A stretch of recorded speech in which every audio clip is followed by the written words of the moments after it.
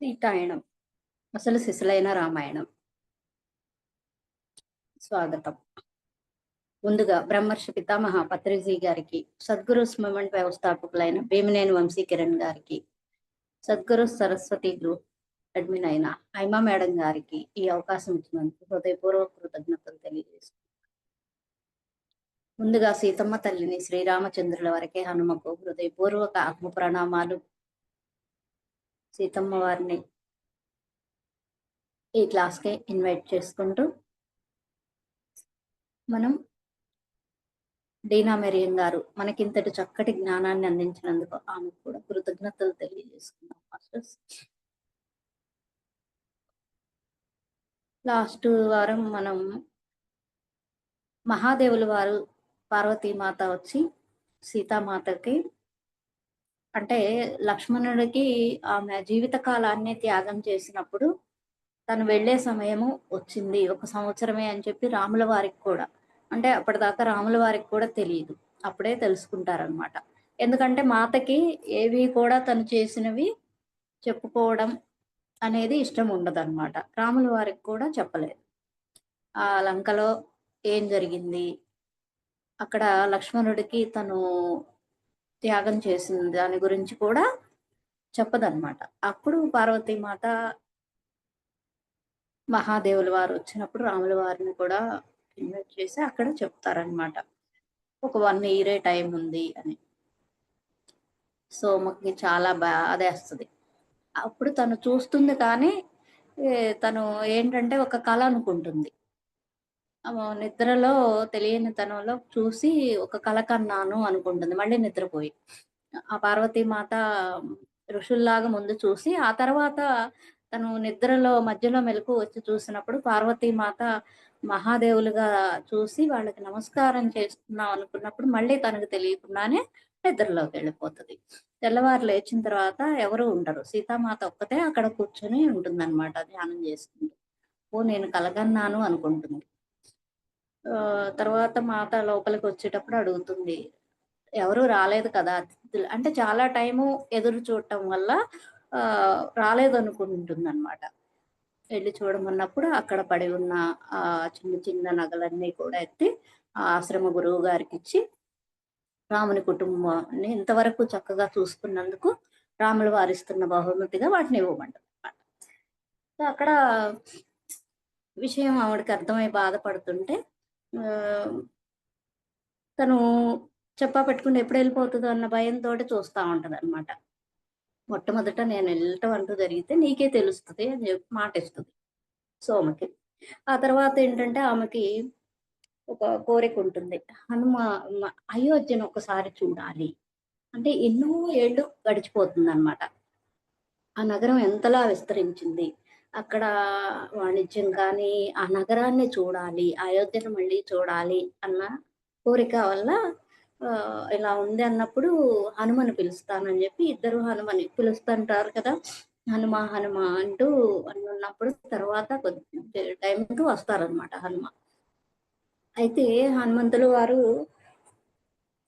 ఈవిడేంటంటే సరే నేను తీసుకెళ్తాను అంటారు. కానీ అప్పటికే ఆవిడ శరీరం చాలా బలహీనంగా మారిపోతుందనమాట.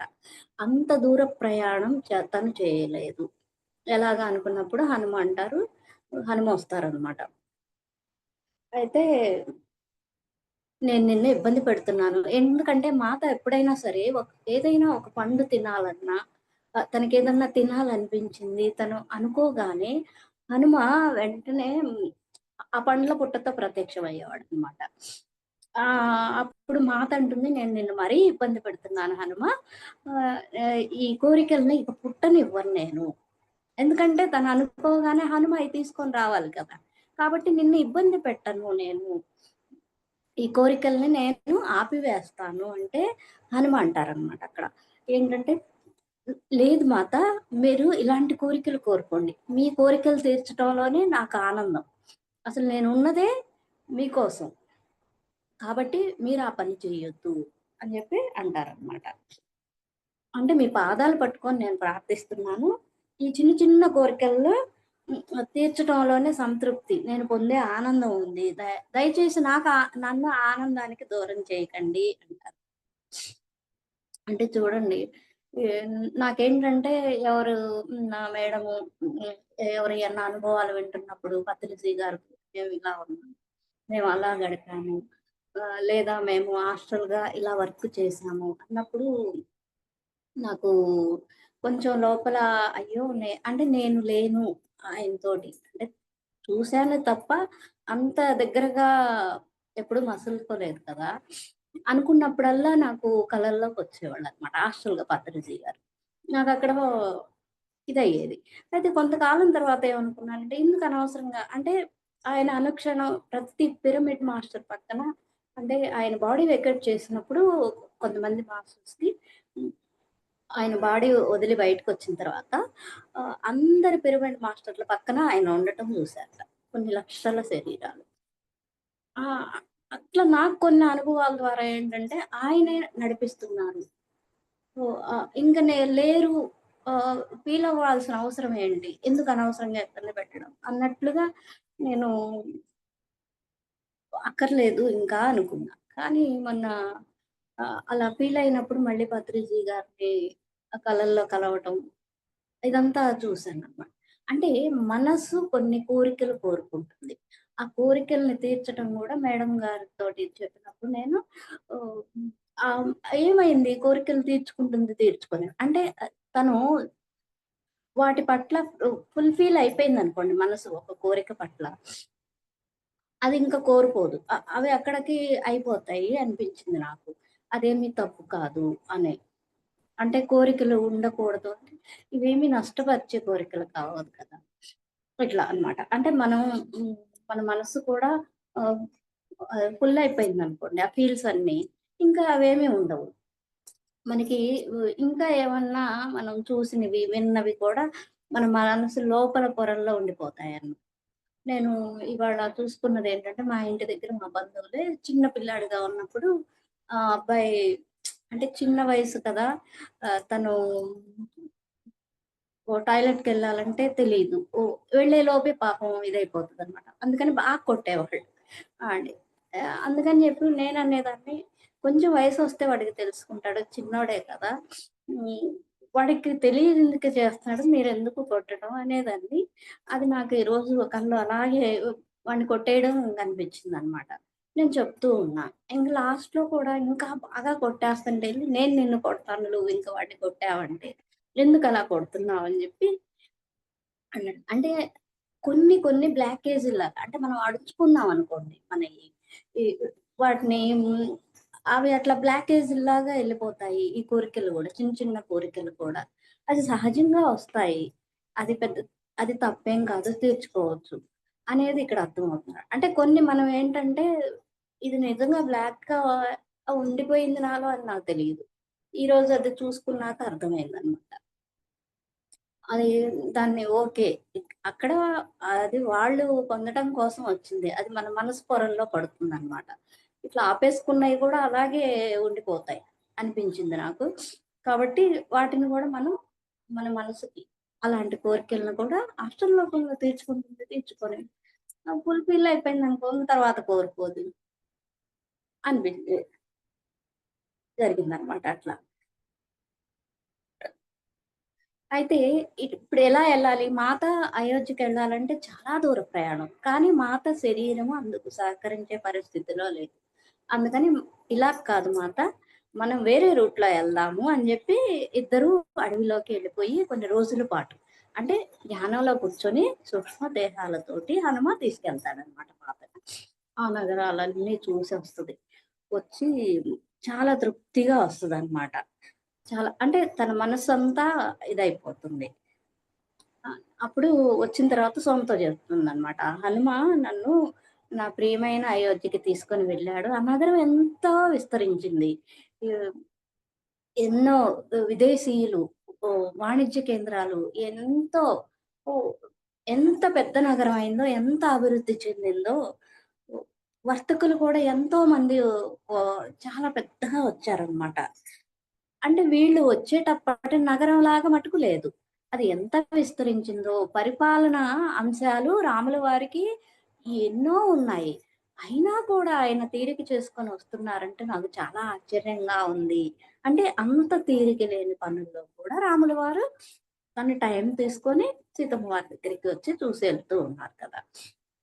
ఆశ్చర్యం అన్నమాట. అంటే అక్కడ అంత పని భారం ఉంది రాముల వారికి. అప్పుడు హనుమ అంటారనమాట. "మాత ఆయన రాకుండా ఎలా గలరు? మీరు ఆయన నడిపే తార మీరు. ఆయన జీవితానికి పునాదే మీరు. మిమ్మల్ని వదిలి ఉండటం ఆయనకి ఎంత కష్టమో కూడా నాకు తెలుసు. మీరంటే ఎంత ఇష్టమో మిమ్మల్ని వదిలి ఉండడం గూడా ఆయనకి అంత కష్టం" అని. అప్పుడు మాత చెప్తుంది. మా కష్టాలు, విడిపోవడాలు, కాలంతో పాటు వచ్చిన మార్పులు, జీవితంలో తీరిక లేనితనాల వల్ల మా మధ్య ప్రేమ కొంచెం గూడా తరగలేదు. ఆయన పేరు వినడమో, లేదా పలకటమో నాకు ఎంతో ఆనందాన్నిస్తుంది. నిన్ను, నన్ను కలిపి ఉంచేది కూడా అదే హనుమ. ఆయన పట్ల మన ప్రేమ. చూడండి ఎన్ని కష్టాలొచ్చినా, ఎలాగా విడిపోవడాలున్నా, అంటే కాలంతో పాటు వచ్చే మార్పులు వల్ల అయినా సరే మా మధ్య ఎలా ప్రేమ ఎంత మాత్రము తగ్గలేదు. పైగా ఆ ప్రేమ నిన్ను, నన్ను అంటే అందరిని కలిపి ఉంచేది ఆయన నుంచొచ్చే ప్రేమ.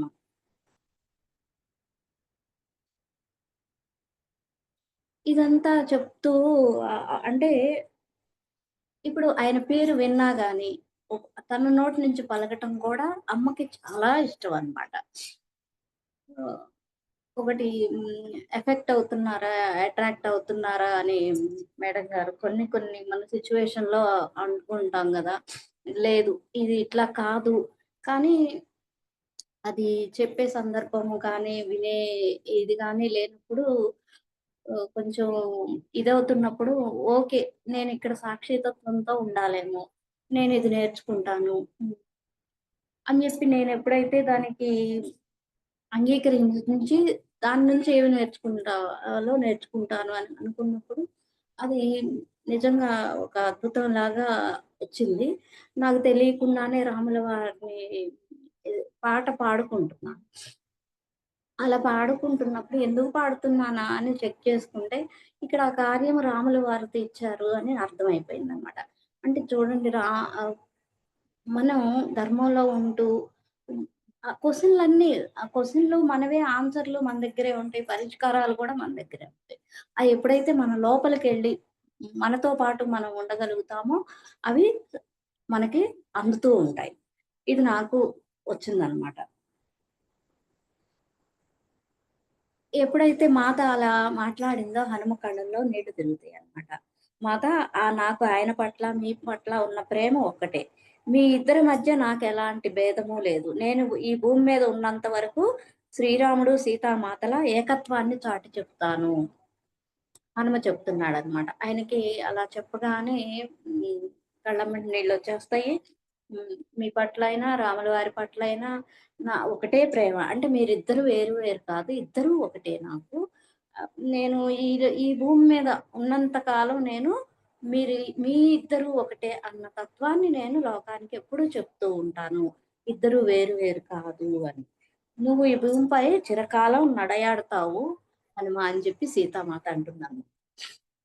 అదే మీ ఇచ్చ గనక అయితే శ్రీరాములది వారిది కూడా అదే అయితే అదే మీ శాసనం గనుక అయితే అదే జరుగుగాక. అంటే చూడండి ఇక్కడ ఆహ్, ఏది కోరితే లేదు నేనిలా ఉండను. మీరెళ్ళి మీరు వెళ్ళిపోయిన తర్వాత నేను గూడా ఇంకా ఇక్కడ ఉండను. మీతో పాటు నేనుంటాను అనట్లేదు. ఇక్కడ ఏదైతే ఆహ్, భవిష్యత్తు జరగబోయేది ఈ శ్రీరాముల వారు సీతామాతకి హనుమ ఎంత వాల్యూ ఇస్తారు అనేది ఇక్కడ మనం తెలుసుకోవచ్చనమాట. ఆహ్, ప్రశ్నించడు. హనుమ ఎప్పుడూ కూడా రాముల వారిని ప్రశ్నించడు. ఇంకా లక్ష్మణుడన్నా ప్రశ్నిస్తాడు గానీ, రాముల వారు ఏదంటే అదే. అంటే అంత నమ్మకము, విశ్వాసము. శ్రద్ధ సబూరి అంటారు అంతగా ఉంటారనమాట హనుమ. ఇప్పుడు వాళ్ళు అలా మీరు ఉండాలి ఇక్కడ, ఈ భూమి మీదే ఉండాలి. అంటే చిరకాలం అంటే ఈ భూమి ఉన్నంత కాలం ఉండాలి అంటే, అది మీ ఆజ్ఞగా నేను తీసుకుంటున్నాను.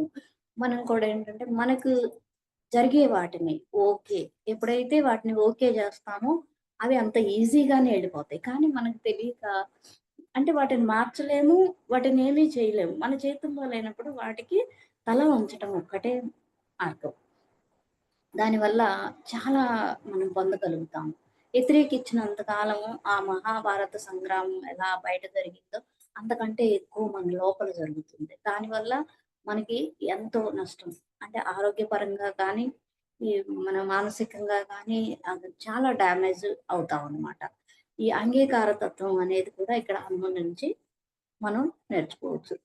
హనుమ వెళ్ళిపోయిన తర్వాత నాతో మిథిలలో అనేక ఆత్మలు అయోధ్యలో జన్మ తీసుకోవటం నేను చూశాను. వారిలో కొందరిని ఈ పరివార కృత్యాల్లో గుర్తించిందనమాట ఆవిడ. ఎంతో ఆనందాన్నిస్తది. అంటే మిథిలి యొక్క జ్ఞాపకాలు, విలువలను కూడా వాళ్ళు అయోధ్యకి తీసుకొస్తున్నారని ఆమె ఆనందం అన్నమాట. చెప్ ఇది ఎంత చెప్తున్నప్పుడు సోమ అంటుందనమాట. మీ పట్ల వారి ప్రేమే వారిని అయోధ్యకు తీసుకొచ్చింది. వారిక్కడికి మిమ్మల్ని అనుసరించారు అని అంటుందనమాట. అంటే ఇప్పుడు చూడండి 'పత్రిజీ' గారొచ్చినప్పుడు 'పత్రిజీ' గారితో పాటు ఎంతోమంది ఆహ్, నక్షత్ర లోకాల నుంచి ఎంతోమంది మాస్టర్స్ ఇక్కడికి రావటం జరిగింది. ఒక మేడము ఉన్నారు. అంటే అందరూ చాలా మంది ఉన్నారు. కోనేరు వరలక్ష్మి మేడం గాని, ఇప్పుడు మన వంశీ సార్ గాని, హైమ మేడం గాని, ఇప్పుడు ఇంకా సేతు బాలకృష్ణ గారు గాని, ఈళ్ళందరూ కూడా ఏంటంటే పత్రిజీ గారు ఏదైతే ఈ వర్క్ చేయడానికి వస్తున్నప్పుడు ఆయన వర్క్‌లో తోడ్పడడానికి. ఇ ఇట్లా భూమి మీదకి వచ్చినప్పుడు వీళ్ళు ఒక మేడం చెప్తున్నారు. మేడం పేరు గుర్తు రావట్లేదు. ఇట్లానే క్వెషనేసారనమాట. మీరు గతం ఏంటి చూసుకున్నారా మీరు? అంటే అప్పుడు ఆవిడ చెప్పిందనమాట తను. అంటే తానుగా అడగలేదు కానీ, తనకు కనిపించినప్పుడు మటుకు చూసుకోకుండా ఉండలేదనమాట. అదృశ్య లోకం. అంటే ఈ 6 బాడీస్ ఉంటాయి గదా! 7 బాడీస్, 6 బాడీస్ బయటుంటాయట. లోపలికెళ్తే ఏమీ తెలీదు, ఏమీ కనిపించదు. సెవెంత్ బాడీ అదృశ్యంగా లోపలుంటారంట. అంటే ఇంకెవ్వరు గూడా లోపలికెళ్ళలేరు. ఈ 6 బాడీస్ కూడా లోపలికెళ్ళలేవు. ఆ అదృశ్యతలో నుంచి నేనొచ్చాను అని చెప్పారు. అంటే ఎన్నో తెలియని లోకాలు, ఎన్నో తెలియని విషయాలు. అంటే ఈ భూమి మీద కాలంతో పాటు జరిగే మార్పులకి అనుగుణంగా వాళ్ళ ఆహ్, అవసరాన్ని ఇక్కడ ఏం చేస్తే ఈ ఈ మారుతుంది. ఈ మార్పుని తీసుకురావటం కోసం ప్రతి యుగంలోనూ, ప్రతి చోట జరుగుతూనే ఇది ఉందన్నమాట.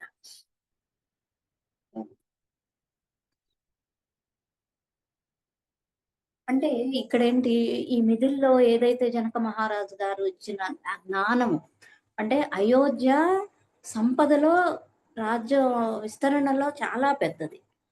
కానీ జ్ఞానంలో మిథిలతో పోల్చుకుంటే చాలా తక్కువ. మిథిల చిన్న రాజ్యము. సంపద వాళ్ళకి సరిపడా ఉంది. కానీ జ్ఞానంలో అయోధ్య కంటే మించి ఉన్నది. మనం ఎలా అయితే ఈ ఆధ్యాత్మిక కోణంలో మనం ఉంటూ మనం ఎన్నో తెలుసుకుంటున్నాం. మనల్ని కూడా ఇప్పుడు చూడండి కళ్ళు మూసుకు కూర్చుంటారు. ఏదేదో మాట్లాడుతున్నారు. ఎందుకంటే ఇక్కడ మనం తెలుసుకునే జ్ఞానం ఏది కూడా నిరూపించడానికి అవ్వదు. ఇది ఆహ్, కనిపించదనమాట. కంటితో చూపించటానికి గాని, ఇప్పుడు భగవంతుడు ఉన్నాడంటే ఉన్నాడని చెప్పగలం గానీ, చూపించడంటే చూపించలేం గదా! అలాగే ఏంటంటే, ఈ జ్ఞానం అనేది ఈ మిథిల్లో పొందినదంతా కూడా సీతమ్మ వారిని అనుసరించి సీతమ్మ వారు ఎప్పుడైతే అయోధ్యకొచ్చారో అంటే బాడీ వెకేట్ చేసినోళ్ళందరూ మళ్ళీ జన్మ తీసుకున్నప్పుడు వాళ్ళందరూ వచ్చి అయోధ్యలో జన్మించటం జరిగింది. ఆళ్ళందరిని గూడా ఈ సూక్ష్మదేహంతో ఎళ్ళినప్పుడు చాలా మందిని అంటే ఈ మందిరంలో కూడా పనులు చేస్తూ ఉన్న వాళ్ళని గూడా ఆవిడ చాలా మందిని గుర్తించడం జరిగిందని చెప్తున్నారు. అంటే ఆ జ్ఞానం ఎక్కడికి పోదు. చూడండి మనం తరగతులు చదువుతున్నప్పుడు ఫస్ట్ క్లాస్ నుంచి డిగ్రీలు మనం చదువుతాం. బాడీ వెకేట్ చేసినాక మళ్ళీ జన్మించామనుకోండి, ఈ ప్రాపంచిక చదువులనేవి మటుకు మళ్ళీ మొదటి నుంచో చదవాల్సిందే. అదే ఆధ్యాత్మికత జ్ఞానం అనుకోండి. ఆ జ్ఞానం ఏంటంటే ఎక్కడిదాకైతే మనం అంతకుముందు అనుభవాలు పొంది ఉన్నామో, జ్ఞానాన్ని పొందున్నామో, అక్కడి నుంచి మాత్రమే మనం నేర్చుకోవడం అవుతుంది తప్ప, మళ్ళీ జన్మించినప్పుడు మళ్ళీ ఒకటో క్లాస్ నుంచి మళ్ళీ చదవాల్సిన అవసరం అనేది ఉండదు. అందుకే చూడండి చాలామంది పుట్టుకతోటే చాలా ఉత్తీర్ణతగా ఉంటుంటారనమాట. మంగళంపల్లి బాలమురళీకృష్ణ గాని, ఇప్పుడు కొంతమంది వాళ్ళు చదువు లేకపోయినా ఆటల్లో గాని, అంటే అన్ని కళల్లో కూడా కొన్ని కళల్లో వాళ్ళు ఓహ్! చక్కగా రాణిస్తూ ఉంటారనమాట. అది ఎక్కడి నుంచొచ్చింది? చెప్పండి. చిన్న చిన్న పిల్లలే చక్కగా పాటలు పాడుతుంటారు. లేదా డాన్సులు జేస్తుంటారు, నాట్యాలు జేస్తుంటారు, వాయిద్యాలు చేస్తుంటారు. నేను ఈరోజు చూసా ఒక చిన్న అబ్బాయి చిన్న చిన్న పిల్లలే అందరూ స్కూల్లో ఓహ్! కోలాటం నేర్పుతుంటే అంత చక్కగా ఏస్తున్నాడు. ఎక్కడి నుంచొచ్చిందది? మిగతా పిల్లలు అంటే చిన్న పిల్లలు కాబట్టి వాళ్ళకి కనీసం కాళ్ళు, చేతులు కదిలించడం అంతగా రాదు. కానీ ఆ అబ్బాయి ఆ రిథమిక్‌గా ఆహ్, బాడీ అంతా కదిలిపోతుందనమాట. చాలా చక్కగా చేస్తున్నాడు. ఇదంతా కూడా గత జన్మల్లో వాళ్ళు పొందిన దాన్ని బట్టి మాత్రమే వస్తుంది. అలాగే ఇక్కడ మిథుల్లో కూడా అందరూ కూడా ఆ జ్ఞానాన్ని మిథుల నుంచి తీసుకొచ్చి అయోధ్యలో కలిపేస్తున్నారనమాట. కొంచెం సేపు ఇదంతా సోమ ఈ అనసూయకి వాళ్ళ అమ్మకి చెప్తుంది కదా! అక్కడ కొంచెం సేపు ఆగుతుందనమాట. ఎందుకంటే కొంచెం సేపు ఆలోచనలో పడిపోతది. మళ్ళీ మొదలుపెట్టి చెప్పేటప్పటికి ఆవిడ గొంతు మారిపోతుంది. అంటే ఏదో లోకం నుంచి ఎవరో మాట్లాడుతున్నట్లుగా వీళ్ళకి వినిపించటం స్టార్ట్ అయింది. అంటే అంతకుముందు సోమ మాట్లాడిన దానికి, ఇప్పుడు మాట్లాడబోయే దానికి తేడా వీళ్ళు గుర్తించారనమాట. మాతా శ్రీరాముడు చేస్తున్న దాని గురించి నాకు గత సంవత్సరమే తెలిసింది. వారు మానవ మానసంలోనూ, సామూహికంగానూ ఆలోచనా రూపాలను మొలకెత్తిస్తున్నారు. భవిష్యత్ శతాబ్దాలు, శకలాలలో వికసించగల అభిప్రాయాలు, అన్వయాల బీజాలను నాటుతున్నారు. భూమి తన చక్రగతిలో తిరోగమన చాపంపై ఉంది. అంటే ఆ సాయంత్రం మాత వివరించిందంట. మానవులు ఆధ్యాత్మిక లోకంతో బంధాన్ని కోల్పోతున్నారు. తార్కిక నైపుణ్యాన్ని పెంపొందించుకుంటున్నారు. అది మానవుల మనోసామర్థ్యాలను పెంచుతుంది. ఈ ఆలోచన రూపాల్లో కొన్ని కాలచక్ర పురోగమన చాపం వైపున నడిచే వరకు వాస్తవీకరించబడవు. మానవ ఆత్మ తనను తాను సంపూర్ణ వ్యక్తిత్వంతో తెలుసుకున్నప్పుడు మనిషికి తన గురించిన భావన ఎక్కువై అధికార దాహము, లోబరుచుకోవటం పెరుగుతుంది. అందుకే ఇప్పుడు చట్టాలు అవసరం. ఒకప్పుడు సహజంగానే ధర్మం గురించి అంతరంలో తెలిసి ఉన్నప్పుడు వాటి అవసరం ఉండేది కాదు. క్రమంగా వ్యక్తిత్వం శిఖరాగ్రాన్ని చేరినప్పుడు మనిషి దాన్ని దాటి తాను సర్వస్వంలో ఒక భాగాన్నని తెలుసుకుంటాడు. అప్పుడు అతను ఈ లోబరుచుకోవడాన్ని ఆపుతాడు. దానికి చాలా కాలం పడుతుంది. మనం కాలచక్రాలకు వ్యతిరేకంగా వెళ్ళలేము. వాటికి స్వీయ లయబద్ధత ఉంటుంది. కాలం ఉన్న తలంలో ఉన్నప్పుడు చాలా సహనం అవసరము. అప్పుడు కాసేపు మౌనంగా ఉండి సోమ ఆహ్, మాట్లాడినప్పుడు తనంతకు ముందు ఎలా అయితే స్వరంతో మాట్లాడిందో అప్పుడు ఆ స్వరం వచ్చేస్తదనమాట.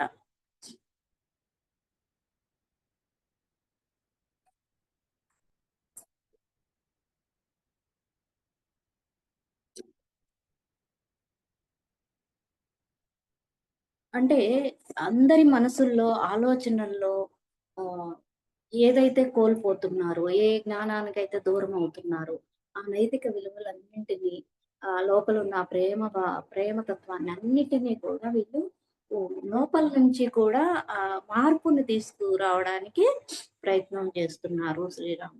ఎందుకంటే కాలచక్రం అంటే తిరోగమన గమన స్థితిలో ఉన్నప్పుడేంటంటే, మనం ఎనర్జీ పాయింట్ నుంచి దూరంగా జరిగినప్పుడు, ఈ అందరి లోపల ఉన్న ఆ జ్ఞానం ఏదైతే ఉందో, అంటే ధర్మం గురించి అంతరంలో తెలిసుంటుంది. కానీ మానవుడు తన మీద తాను ఓహ్, పొందే స్వలాభం భావన అంటే స్వార్థం పెరుగుతూ ఉన్నప్పుడేంటంటే, తన సామర్థ్యాలే గొప్పవి అన్న దానిలోకి వెళ్ళిపోతారు. ఆ! అప్పుడు మళ్ళీ ఎప్పుడు ఈ ఆహ్, ఆరోహణ క్రమంలోకి ఎప్పుడైతే మళ్ళీ అంటే కాలచక్రం తిరుగుతూ మళ్ళీ సెంటర్ పాయింట్‌కి ఎప్పుడైతే వస్తామో, ఆ ఎనర్జీ పాయింట్‌కి, అప్పుడు మళ్ళీ కూడా ఇవన్నీ బయటకొస్తాయి. అవి ఏవైతే పోకుండా ఉండటం కోసం వాటన్నిటిని పెంపొందించుకోవడం దానికే ఇప్పుడు శ్రీరాములు, సీతామాత వర్క్ జరుగుతుందనమాట. అప్పుడు వాళ్ళొచ్చిన కారణం.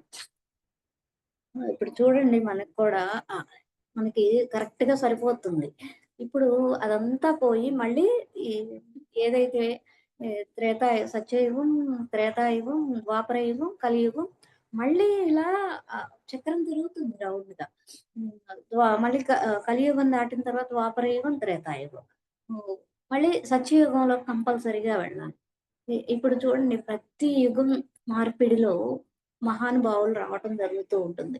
వాళ్ళ వర్క్. ఎందుకంటే ఇవన్నీ కూడా వాళ్ళ యొక్క చైతన్యం భూమి మీద విస్తరించినప్పుడు ప్రతి ఒక్కళ్ళల్లో కూడా అది మేల్కొల్పబడుతుంది.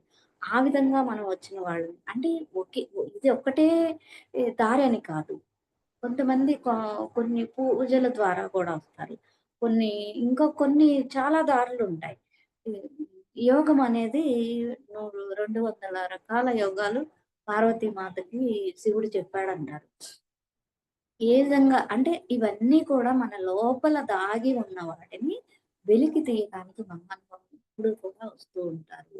అలాగే ఇప్పుడు పత్రిజీ గారొచ్చి ఇంతమందిని చూడండి ఒక్క శ్వాస మీద ధ్యాస. ఏం జేయాలి? డబ్బులు కట్టాలా?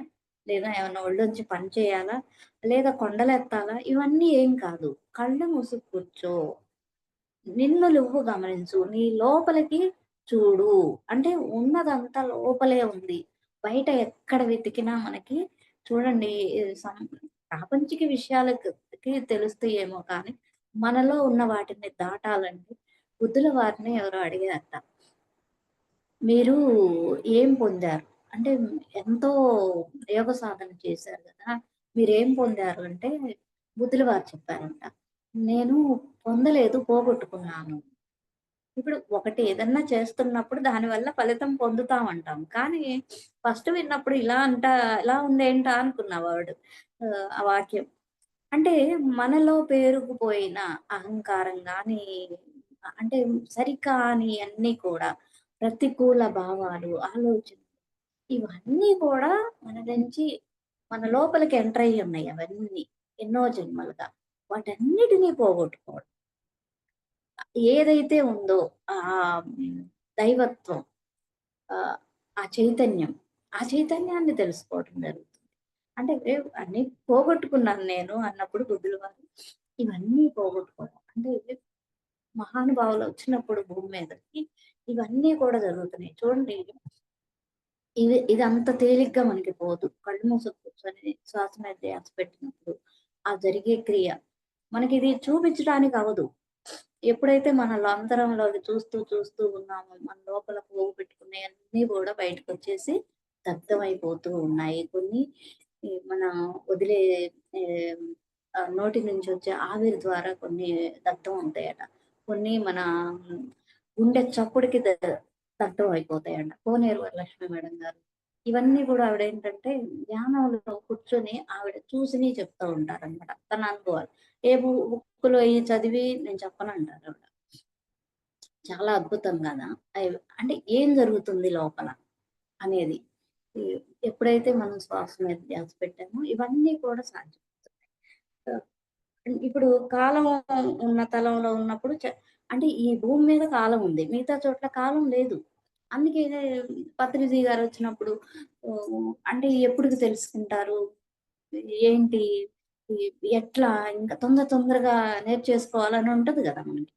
ఏం తొందర లేదు. విశ్వానికి ఏం తొందర లేదు అన్నప్పుడు ఏంటి ఇలా అంటారు తొందర లేదు అంటారు. కాలం గడిచిపోతుంది ఇది కదా! అంటే ఎన్నో జన్మలు తీసుకున్నాం, ఎంతో తిరుగుతున్నాం, ఇంకా తొందర లేదంటారేంటా అనుకున్నప్పుడు నాకు చానాళ్ళు ఈ విషయం నాకు అర్థం కాలేదు. అంటే ఇక్కడ కాలం ఉంది భూమి మీద.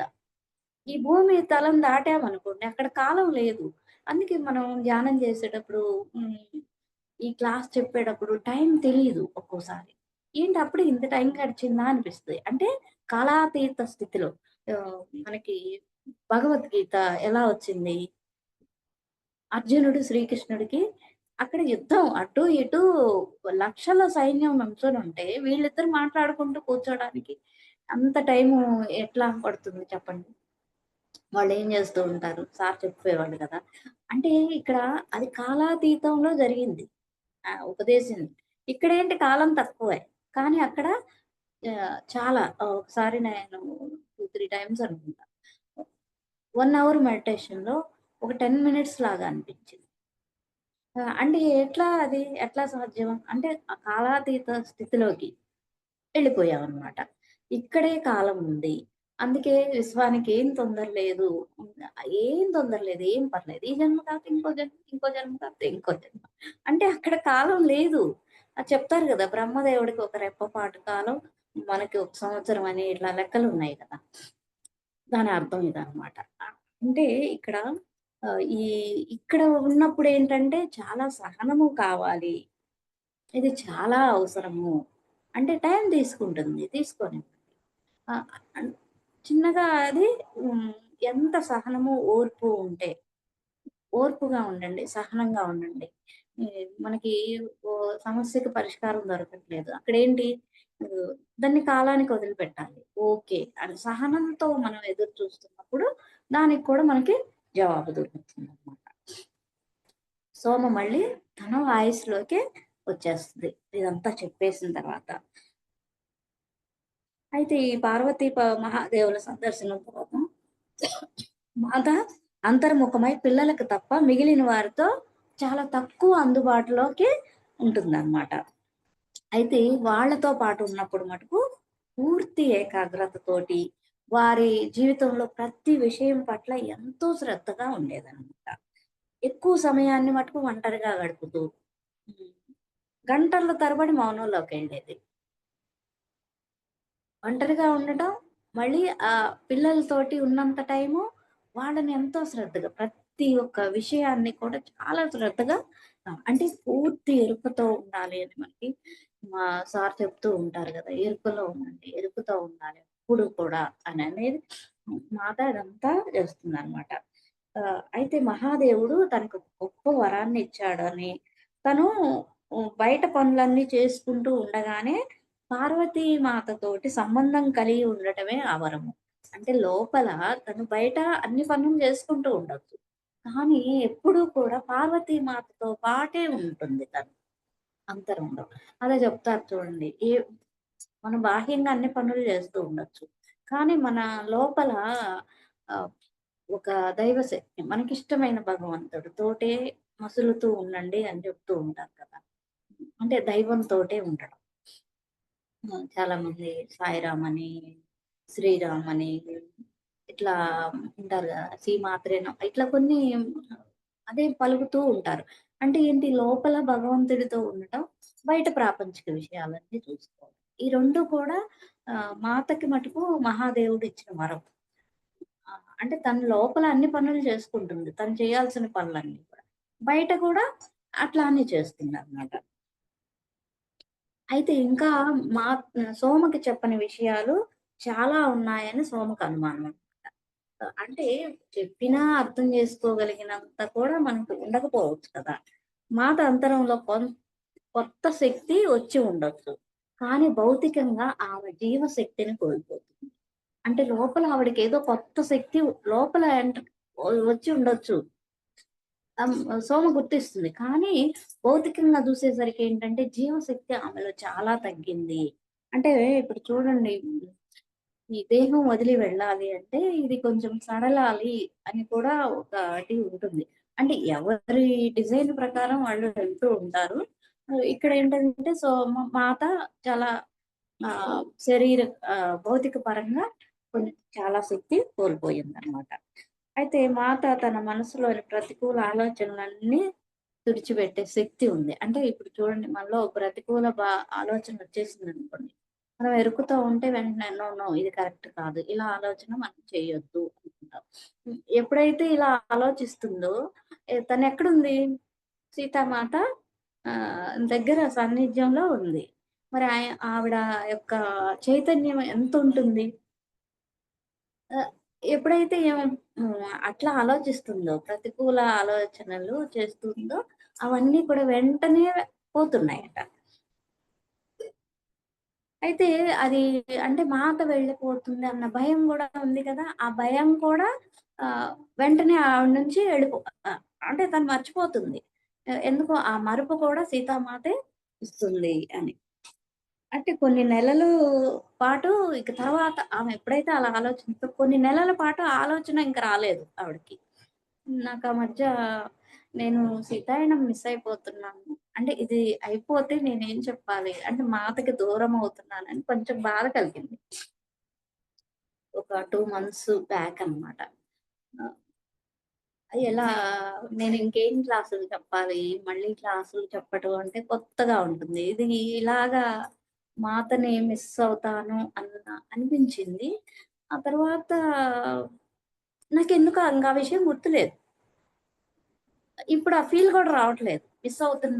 మిస్ అవుతాను అన్న ఫీల్ గూడా ఇప్పుడు రావట్లేదు. హ్మ్. ఏదో జరిగి ఉంటుంది అనుకున్నాను. ఇదే అయ్యుండొచ్చు. మరుపు అనేది అమ్మ చేసుండొచ్చు అనిపించింది నాకు కూడా. అయితే కొన్ని మార్పులు గమనిస్తదనమాట. అడవిలో నడుస్తున్నప్పుడు వృక్షం ముందో, లేకపోతే ఒక జంతువు ముందో, వాటి వైపు సున్నితంగా శ్రద్ధతో చూస్తూ ఉండేదనమాట మాత. కొన్నిసార్లయితే ఆ వృక్షాలకి అంటే తను ఆనుకొని అంటే వాటిని హత్తుకోవటం గానీ, లేదా వీపు ఆనించి నిలబడి కళ్ళు మూసుకోవటం. అయితే అప్పుడేంటంటే ఆమె మొహంలో నవ్వనేది ఈ ప వచ్చేసేదనమాట. అప్పుడు సోమ ఏమనుకుంటుందంటే ఆటన్నిటికి కూడా మాత ప్రేమను పంపిస్తుంది. వాటి నుంచొచ్చే ప్రేమని తను తీసుకుంటుంది. అంటే ఇప్పుడు ప్రేమ ఇస్తే ప్రేమొస్తది. మనం ద్వేషించామనుకో ద్వేషం వచ్చేస్తది. ఆ! ఇక్కడేంటి ఈమె ఇచ్చే ప్రేమను అవి తీసుకుంటూనే అవి కూడా అలాగే ప్రేమని మాత తీసుకుంటుంది. ఇవి ఈవిడ చేస్తున్న పనులు అయన్నమాట. ఒక్కోసారి అయితే ఎ నేను అతన్ని ప్రతి సూర్యకిరణంలో, ప్రతి ఆకులో, మొక్కలోనూ చూస్తాను. ఇక్కడ, అక్కడ, ఎక్కడైనా నేను నా ప్రియ నారాయణ్‌ని చూస్తాను. అతను ఎక్కడ లేడు? అంటే ఇలా ఉంటున్నప్పుడు మాతో చెప్తుందనమాట. ప్రతి ఆకులో, ప్రతి మొక్కలో ఆహ్, అంటే సూర్యకిరణాల్లో ప్రతి చోట నేను ఆయన్ని చూస్తాను. అంటే మిస్ అయిపోతున్నాము అనుకుంటాం గదా! ఇప్పుడు మన వాళ్ళు లేరు అన్న భావనతోటి. కానీ ఇక్కడ ఏంటి నారాయణుడు ఎక్కడ లేడు. హ్మ్. నాదెళ్ల దీప్తి మేడము హ్మ్. మహిళా ధ్యాన మహాచక్రాల్లో ఆవిడకి స్టేజీ మీద 11 రోజులు ఉండే అవకాశం. అంటే అట్నే మహిళలకిచ్చారు గదా! అలా 11 రోజులు ఆవిడ కట్టాల్లో తను స్టేజీ మీద ఉన్నప్పుడు ధ్యానం చేపిస్తూ అక్కడ ఆవిడకి కనిపించిన దృశ్యం ఏంటంటే, ఒక దుమ్ము రేణువులో, ప్రతి ఆకులో, ప్రతి చోట కూడా పత్రిజీ గారి యొక్క చైతన్యం కనిపించిందంట ఆవిడకి. అంటే ఇంకా ప్రోగ్రామ్‌లన్నీ అయిపోయేసరికి లేట్ అయిపోతది గదా! తనకి ఆకలేస్తున్నా గూడా ఇంక తినాలనిపించక రూమ్‌కెళ్ళి పడుకుందాం అంటే అసలిక్కడ, అక్కడ అనేది లేకుండా అంటే ఒక దుమ్ము రేణువులో కూడా ఆయన చైతన్యం. ఒక గడ్డి పరకలో కూడా పత్రిజీ గారి చైతన్యం. ఇదంతా ఆవిడ చూసారట. అట్లా అంతటా కూడా పత్రిజీ గారే నిండి ఉన్నారు. ఆయన చైతన్యమే ఉంది. ఇంక తను సరే రూమ్‌కెళ్ళి పడుకుందామని స్టేజి రూమ్‌కెళ్ళబోతున్నప్పుడు ఎక్కడి నుంచో స్కూటీ మీద పత్రిజీ గారు అంటే కార్‌లోనో రూమ్‌కెళ్తున్నాను అని జెప్పిందట. లేదు నాతో రమ్మని జెప్పి తీసుకెళ్ళి భోజనశాల దగ్గరికి తీసుకెళ్ళి ప్లేట్‌లో భోజనం వడ్డించి, ఇచ్చి తిను అన్నారట. తనకి ఆకలవుతుంది. కానీ తినాలనిపించట్ల. ఒక విషయం మనం ఈ వచ్చినప్పుడేంటంటే, ఆకలి ఉన్నా కూడా తినటానికి ఉండదు. మన లోపల ఆత్మ సంతృప్తి అంటారు చూడండి. అది కలుగుతుంది. అది కలిగినప్పుడు ఏంటంటే, మనకి ఇంకేది తీసుకోవాలనిపించటం ఏముండదు. కానీ ఆయన ప్రతి చోట ఆయన్ని చూసినప్పుడు ఈవిడలో ఉన్న ఆలోచన తెలీదా? కళ్ళమ్మట నీళ్లు కారిపోయాయట ఆ ప్రేమకి. దీప్తి మేడం గారికి. హ్మ్. ఒక వీడియోలో ఆవిడ అనుభవం విన్నాను. ఇక్కడ మాతేంటంటే నారాయణుడు. అంతటా నారాయణుడు నిండి ఉన్నాడు. ఎక్కడ లేడు? ఇప్పుడు నా దగ్గర లేడన్న ఫీల్ లేదు గదా! అట్లాగే మనం కూడా భగవంతుడు ఎక్కడ లేడు సర్వాంతర్యామి అంటారు కదా! ప్రతి చోట అంటే అంతకుముందు ఏమనుకున్నారు? కొన్ని చైతన్యం కదిలే వాటికి, ప్రాణం ఉన్న వాటిల్లోనే ఉంటాయి. మిగతా వాటిల్లో ఎందుకుంటుంది అనుకునేదాన్ని.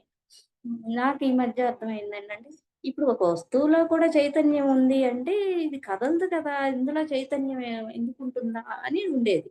నాకొచ్చిన ఆన్సర్ ఏంటంటే, ఇప్పుడు ఆ వస్తువు ఎక్కడి నుంచొచ్చింది? దానంతట అది పుట్టుకు రాలేదుగా. ఈ భూమి మీద ఉన్న పదార్థాల నుంచి తయారైందేగా. ముడి ఖనిజం నుంచి వచ్చిందేగా. దానిలో ఉన్నప్పుడు ఇందులో గూడా ఉంటుంది గదా! ఇక్కడ నాకు ఆ క్లారిటీ వచ్చిందనమాట. అంటే ప్రతి దానిలో గూడా చైతన్యం ఉంది. గోడకి చైతన్యం ఉంది. గోడ ఎక్కడి నుంచుంది? ఆ సిమెంట్ ఎక్కడి నుంచొచ్చింది? ఇటుకలు ఎక్కడి నుంచొచ్చాయి? భూమిలో నుంచే కదా! అది ఎక్కడి నుంచో వచ్చిన పదార్థం కాదుగా. మనంగా ఒక పదార్థాన్ని సృష్టించలేదు కదా! ఈ సృష్టిలో ఉన్న పదార్థం నుంచి వచ్చిందే కదా! ఆ విధంగా అన్నిటిలో చైతన్యం ఉంది అనేది కూడా నాకు అనిపించిందనమాట. అట్లానే ఈ చివరి సంవత్సరం రాముడు రాగలిగినంత తరచుగా రావటానికి ప్రయత్నించారనమాట. లవ కుశలు చిన్నగా ఉన్నప్పుడు తమ కుటుంబ జీవితాన్ని ఆస్వాదించేవాళ్ళు. ఇప్పుడేంది పెద్దాళ్ళయిపోయారు కదా! అంటే చాలా తరచుగానే గడుపుతున్నారనమాట అందరూ. ఎక్కువగా గురుకులంలో ఉండి వాళ్ళ విద్యాభ్యాసం గురుకులంలోనే సేవ చేయడం ఇదంతా ఉంటుందనమాట. అయితే మాత మటుకు ఇప్పుడు తనేంటంటే పిల్లలతో బాగా ఆనందంగా ఉండటం హ్మ్. చేస్తుంది. ఆ పిల్లలతో ఆడుకోవటం. వాళ్ళు దూరంగా ఎళ్తే ఆమె ఒడిలోకి అంటే ఆవ పిల్లలతో పాటు మనం మమేకమై ఉండడం. ఇప్పుడు పెద్దోళ్ళయిపోయారు. డిస్టెన్స్ ఒస్తది మనకి. కానీ మాతేంటి చిన్న పిల్లల్లాగే చూస్తూ వాళ్ళతోటి ఆహ్, చిన్నతనంగా ఆడుకోబోతే ఇప్పుడు పిల్లలేంటి కొంచెం పెరిగిన తర్వాత అంత ఇది అవ్వలేరు కదా! అయినా మాత వాళ్ళని ఒళ్ళోకి లాక్కోవడం. ఇదంతా శ్రీరాములు వారు చూస్తూ ఆనందంగా గడపటం ఇదంతా కూడా ఆహ్, ఆనందంగా ఉందన్నమాట. కుటుంబం అంతా ఒక చోట ఆ మధురమైన క్షణాలు గడపడం. ఇది. ఆ దృశ్యం చూస్తున్నప్పుడు హఠాత్తుగా సోమలో ఒక విచారం వచ్చేసిందనమాట. ఏంటంటే, మాత తలలో తెల్ల వెంట్రుకలు కనిపిస్తున్నాయి. కళ్ళ చుట్టూ నల్లటి వలయాలేర్పడ్డాయి. గుండ్రటి ఎత్తైన బుగ్గలు జారిపోయినట్లుండి, ఈ వయసు మీద పడ్డట్లు కనిపిస్తుందనమాట. అది చూసి భరించలేకపోతుంది సోమ. మీరు వయసు మీరినట్లు ఉండటం నేను భరించలేకపోతున్నాను మాత అని చెప్పి మనసులోనే తను చెప్పుకొని బాధపడుతుంది. అయితే రాముల వారు ఈ ఆలోచనని వెంటనే పసిగట్టేసి హ్మ్. ఎట్లాగట్లా మాత దగ్గర నుంచి బాలురు తప్పించుకుంటారు. ఆహ్, అప్పుడు రాముల వారు చెప్తున్నారనమాట. సీత అంటే ఎంతో ప్రేమతోటి, "నేను నిన్ను మొదటిసారి కలుసుకున్నప్పటికంటే ఇప్పుడు మరింత అందంగా ఉన్నావు" అని చెప్పి సున్నితంగా ఆమె జుట్టు పడుంటే వెనక్కి తోస్తూ ఓహ్! అయితే అప్పుడు రామ అంటూ ఇంకేం మాట్లాడాలో తెలియక అలా ఉండిపోయిందనమాట. ఆహ్, ఇది సత్యము నీలో ప్రవహించి నువ్వు బయటికి ప్రసరింపజేసే ప్రేమ, ఆనందాలను, నీ సౌందర్యాన్ని వర్ణించటానికి నాకు మాటలు లేవు. అంటే ఇప్పుడు నువ్వు ఏదైతే ఆ ప్రేమను ప్రసరిస్తున్నావో, అట్లానే ఆనందం ఇదంతా నీ నుంచి ప్రవహిస్తుంది. ఇ ఇలా ఈ సౌందర్యాన్ని వర్ణించడానికి నా దగ్గర మాటలు లేవు. అంటే బాహ్య సౌందర్యాన్ని చూడకు, లోపలున్న అంతర సౌందర్యాన్ని చూడు అని జెప్పి ఇండైరెక్ట్‌గా సోమకి రాముల వారు ఇచ్చారనమాట. బయట వాస్తవాన్ని కాదు, అంతర వాస్తవాన్ని చూడమని గుర్తు చేసినట్టు సోమ వెంటనే గ్రహించేస్తదనమాట. అంటే తమ మధ్య ఉన్న ప్రేమను పిల్లలు అనుభూతి చెందాలని, దాని వల్ల వారు అది ఎప్పటికి జ్ఞాపకం ఉంచుకుంటారని వాళ్ళ భావించారనమాట. అంటే చూడండి ఇప్పుడు మనకి కూడా ఎప్పుడన్నా సాడ్‌గా అనిపిస్తుంది. ఏదో మనకి ఇదిగా లేము. అప్పుడు మేడం ఏమో గాని, సార్ గాని ఏం చెప్తారు మధురమైన క్షణాలు మీ జీవితంలో ఉంటాయి. మీరు పొందిన జ్ఞానానుభవం గావచ్చు, మీ కుటుంబంలో పొందే మధురమైన క్షణాలు. వాటిని గుర్తు చేసుకోండి. సాడ్‌గా అనిపిస్తుంది. మనకేదో ఓ పిడకల అంటే ఏదో చూసుకున్నాము. మనకి బాధ కలుగుతుంది. లేదా మన జీవితంలో ఏదో సిట్యుయేషన్ భౌతిక జీవితం. మనం పొందిన అద్భుతమైన ఆహ్, ఆ దైవంతో కూడిన మన కళల్లో మనకు వస్తూ ఉంటాయి గదా! దైవంతో ఉండటం కానీ, కొన్ని అద్భుతమైన అనుభవాలు వాటిని గుర్తు చేసుకోండి. అంటే మనం యొక్క చైతన్యానికి కనెక్ట్ అయిపోతాం. ఇది తగ్గిపోతుంది. అంటే ఈ పిల్లలకి తర్వాత మాత ఉండదు కాబట్టి ఇలాంటి మధుర క్షణాలు వాళ్ళు తలుచుకొని హ్యాపీగా ఉండడానికి. అంటే హ్యాపీ సిట్యుయేషన్‌లనే ఎక్కువగా గుర్తుంచుకోవాలి. కానీ మనం సాడే ఎక్కువగా మనకి గుర్తుంటుందనమాట. కాబట్టి ఇక్కడ మనం దీన్ని చేంజ్ జేసుకోవాలి. మధురమైన క్షణాలు ఏవైతే మన జీవితంలో మధురంగా గడిచిపోయావో వాటినే గుర్తుపెట్టుకోవాలి. ఆహ్, నేను ఈ ఈ విషయంలో మటుకు చాలా అంటే బాహ్యంగా ఉన్న రూపాన్నే చూసి ఇదవుతూ ఉంటాననమాట. అట్లానే నాకు ఫోను టచ్ ఫోనొచ్చిన కొత్తలో 'కాశీనాయన' అంటే నేనప్పటికి జ్ఞానంలోకి రాలేదు. 'కాశీనాయన' గురించి యూట్యూబ్ వీడియో ఉంటే ఆ ఫోటో ఉంటుంది గదా! తను ముసలి లుంగీ కట్టుకొని, పెద్ద బొట్టు పెట్టుకొని, కర్ర పట్టుకొని హ్మ్. ఒక ఏజ్ పర్సన్ లాగా. అని జెప్పి నేను చూడలేదు ఆ వీడియో. అయితే ఈ ధ్యానంలోకొచ్చాక నాకు ఎక్కువగా ధ్యాన స్థితిలోకి వెళ్ళిపోతూ ఉన్నప్పుడు నాకు కాశీ నాయన గారు కనిపించారు. అయితే అక్కడేంటి చాలా యువకుడిగా ఉన్నారు. ఆయన పొడుగు బొట్టు ఇట్లా పొడుగ్గా పెడతారనమాట. కానీ ఉండుగా ఉంది. Young age. ఈ కాశీ నాయన అని జెప్పి టెలిపతి లాగానే వచ్చింది. అదేంటి ఆయన అలా ఉంటారు గదా! అని నాకు ఆ రూపం గుర్తొచ్చింది. గుర్తొచ్చినప్పుడు అక్కడ నాకు వచ్చిన ఆన్సర్ ఏంటంటే 45 ఇయర్స్‌లో ఆయన ఎలా ఉంటారో ఆ రూపము అని. అంటే ఏంటి నేను నా రూపానికి వాల్యూ ఇస్తున్నా. అది కూడా ఉంది. కానీ లైఫ్‌లో ఏంటంటే మా మరిది గారి అల్లుడిని గాని, మా అల్లుడు గాని చూసుకున్నాక నాకు అదంతా పోయిందనమాట. ఆహ్, అంటే గుణాలు ముఖ్యము. ఇక్కడ రూపానికి ఇంపార్టెన్స్ ఇవ్వద్దు అనేది. ఇంకా కొంతమందిని అంచనా కొంతమంది ఉంటారు కదా!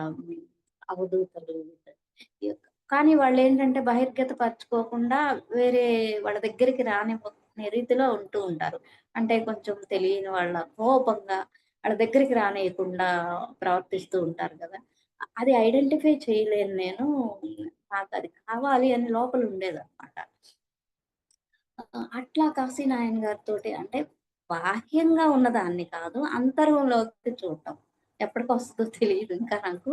అదైతే ప్రతి ఒక్కళ్ళం కూడా పొంది తీరాల్సిందే. ఆహ్, ఇవ్ అదే కదా! అంతర్ సౌందర్యం. బాహ్య సౌందర్యం ఏంటి? ఈ శరీరం వెళ్ళిపోవచ్చు కదా! అది ఇలాగే ఉండదు. కానీ ఆ లోపల ఉన్న ఆ ప్రేమ తత్వం ప్రతి ఒక్కళ్ళ పట్ల ప్రేమగా వ్యవహరించడం ఇది కదా ముఖ్యం. మంచి గుణాలుండటం కదా! ఆ! ఇది మటుకు నాకిట్లాగా అనుభవమైంది. ఇక్కడ రాముల వారు గూడా ఏంటంటే ఆహ్, సోమకి ఈ అంతరంలో ఉన్న ఆ సౌందర్యాన్ని చూడు అని జెప్పి ఇండైరెక్ట్‌గా చెప్పారనమాట. అయితే గత సంవత్సరం తిరిగి చూసుకుంటే అంటే ఆ సంవత్సరం మహాదేవుల వారొచ్చి చెప్పిపోయిన దగ్గర నుంచి ఆ సంవత్సరం అంతా చూసుకుంటే అమ్మేంటి ఈ భూమిపై ప్రేమిస్తున్న విషయాలన్నిటికి వీడ్కోలు చెప్తున్నట్లు అనిపించింది. అంటే ఏవైతే తను ప్రేమిస్తుందో, అంటే అన్నిటి పట్ల అమ్మకి ప్రేమే కదా! వాటన్నిటికి కూడా వీడ్కోలు చెప్తుంది ఈవిడ అన్నట్లు సోమలకు తెలుస్తుందనమాట. ఎంతో ప్రేమతోటి, మరింత గాఢతతోటి నింపుతుంది. అంటే తనేంటి ఆ ప్రేమని ఇంకా గాఢంగా ఆహ్, ఇంకా ఆ ప్రేమనంతా కూడా ఆ చివరి సంవత్సరం అంతా కూడా ఇంకా ఎక్కువగా మాత చేస్తుందనమాట. పిల్లల విషయంలో గూడా అంతే. తరచుగా వారితో ఆడుకోవటంతో పాటు, వారితో గంభీరమైన చర్చల్లో పాల్గొనేది. వారి మానసిక ఉద్వేగ అభివృద్ధి కోసం ప్రతి క్షణాన్ని ఉపయోగించేది. అంతేకాక తాను ముఖ్యమైనవి అని భావించిన విషయాలు వారికి చెప్తూ ఉండేది. ఒక్క క్షణం కూడా వృధా చేయలేదు, కోల్పోలేదు. ఒక్క క్షణాన్ని కూడా తను కోల్పోలేదు. అలానే వృధా కూడా చేయలేదు. అంటే ఈ పిల్లలకి ఇది అవసరము అన్న ప్రతి ఒక్క విషయాన్ని కూడా ఆ పిల్లలతోటి చెప్పేది. వాళ్ళతో కూర్చొని చర్చలు జరుపుతూ ఉండేది. ఎంతో ఉంది గదా! అంటే వాళ్ళు ఎంతవరకు తెలుసుకోగలుగుతారు? వాళ్ళ యొక్క స్థితిని బట్టి ఏ విషయాలు తెలుసుకోవాల్సుంది అనేది కూడా అమ్మేంటంటే ప్రతి క్షణాన్ని ఉపయోగించుకుంది. ఒక్క క్షణం గూడా. అందుకే చూడండి వంశీ సార్ చెప్తూ ఉంటారు. క్షణం గూడా ఖాళీగా ఉండొద్దు అంటే ఎట్లానా అనుకునేది. చూడండి మన మనసు ఒక దెయ్యాల కార్ఖానా అంటారు. దాని ఇష్టం వచ్చినట్టు అది ఎళ్ళిపోతూ ఉంటుంది. ఇది నాకు మొన్న ఒక అనుభవం అన్నమాట. ఇంట్లో ఒక పని నేను చేయాలి. అంటే ఆ టైంకి అది అయిపోవాలి. ఇంకంతకంటే అక్కడ ఛాన్స్ లేదు. ఎప్పుడూ కూడా నేను ఇలా వీడియో ఏదో ఒకటి పెట్టుకొని పని చేసుకుంటూ ఉంటా. ఆహ్, టైము నిదానంగా నేను బయటికెళ్ళి చేసే పనులేమి లేవు. ఇంట్లోనే గాబట్టి. ఆ టైంకి పూర్తి చేసుకుంటా. అక్కడేంటంటే నేను ఆ పని పూర్తి చేయాలి ఇంకా. వేరే ఇది లేదు. ఆ తర్వాత ఇంట్లో పనులు చేయాలి. ఈ వీడియో అంటే ఫోన్ గూడా పెట్టుకోలేదనమాట. అప్పుడు అర్థమైందనమాట. అంటే ఏంటి మన హ్మ్. ఆహ్, ఆహ్, మనసంతా కూడా ఈ అవ్వాల్సిన పని మీదే ఒకవేళ ఎళ్ళొచ్చు. కానీ ఇక్కడ ఆ టైంకి అది అయిపోవాలి. ఇంక ఛాన్స్ లేదు.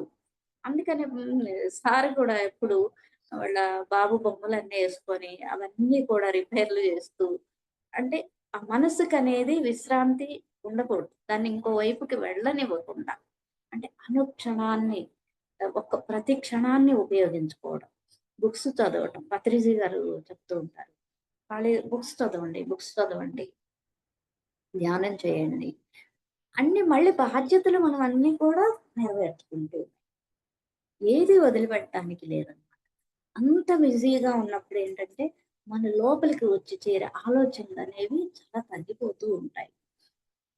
అప్పుడు ఏంటంటే, మనం మెడిటేషన్‌లోకి వచ్చినప్పుడు చాలా ఈజీగా మనకి ఆహ్, ఆ స్థితిలోకి వెళ్ళిపోగలుగుతాం. లేకపోతే చూడండి, ఇప్పుడు ఫోను చూస్తూ ఉంటా. ఇది చాలా ఎక్కువగా జరుగుతుంది నాకైతే. చాలా తగ్గించుకోవాలనుకుంటా ఉంటా. పట్టుకుంటే గంటలు గడిచిపోతుంది. దీన్ని అందుకే అవాయిడ్ చేస్తూ ఒక వీడియో పెట్టుకొని పక్కన పెట్టేసి పనులు చేసుకుంటూ ఆ విషయాలన్నీ మన లోపలికొచ్చి కూర్చోగానే అవన్నీ గుర్తుకొస్తా ఉంటాయి అన్నమాట మళ్ళీ. అంటే లోపల అనవసరమైన స్టోరేజింగ్ జరుగుతుంది.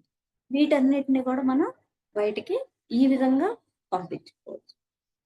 అట్లా కొన్ని నెలలు గడిచిపోయాయి. ఆ ఆనందం ఎప్పటికీ ఆమెలో అలాగే ఉరకలు వేస్తుంది. ఆనందానికి ఆటంకం కలిగించే ఏ విషయము ఆలోచించే సాహసం చేయలేదు సుమ. శ్రీరాముడొచ్చినప్పుడు వారు తరచుగా అడవిలోకి నడుచుకుంటూ వెళ్ళేవాళ్ళు. మొట్టమొదటిసారిగా వారు హ్మ్.